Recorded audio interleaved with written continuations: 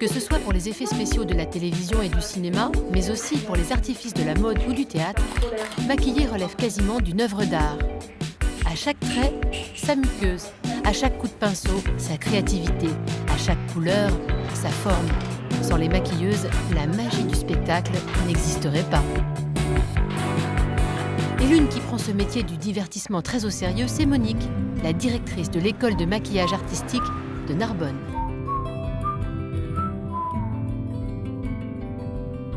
On va prendre un thème en général qu'on aime bien, puisque ça va se rapprocher par rapport à l'histoire de l'art, n'est-ce pas? Ce matin, au programme, un cours un peu particulier pour nos apprentis. En référence sur des peintres français, donc Paul Signac et Henri Cross. Et ça peut vous donner un maquillage comme ça, voilà, où on travaille simplement avec des points. Alors, avant de prendre leur fard à joues, les maquilleuses s'essayent au dessin.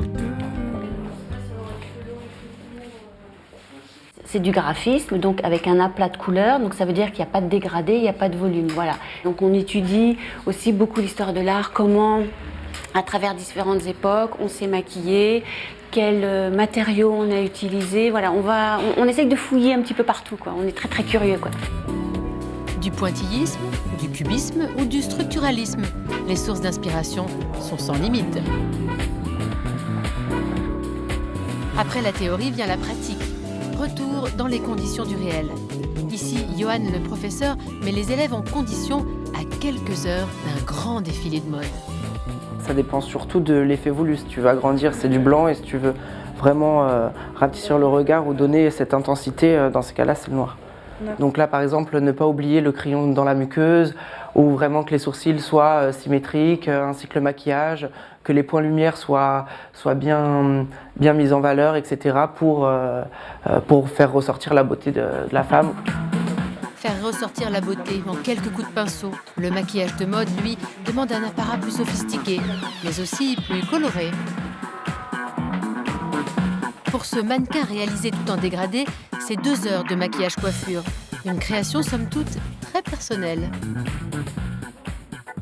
Je voulais obtenir par rapport donc, à mon visage, qui est divisé en 2 parties, avec quelque chose de très doux, de très nude d'un côté, et quelque chose un peu plus à la fois trash et quand même assez glamour.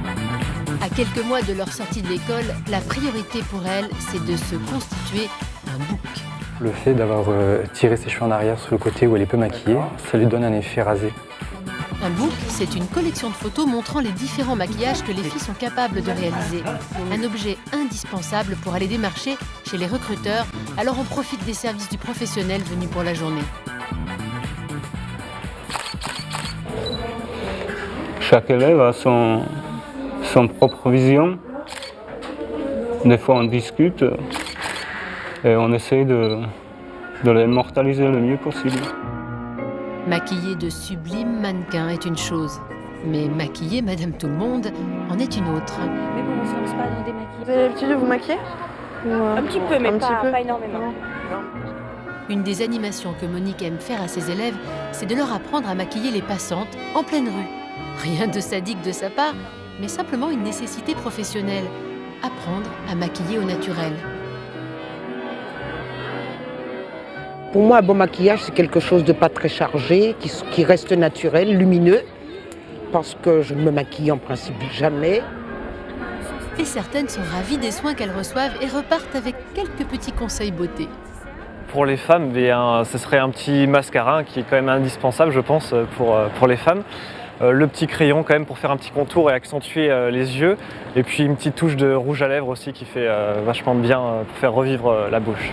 Je pense que c'est le plus important.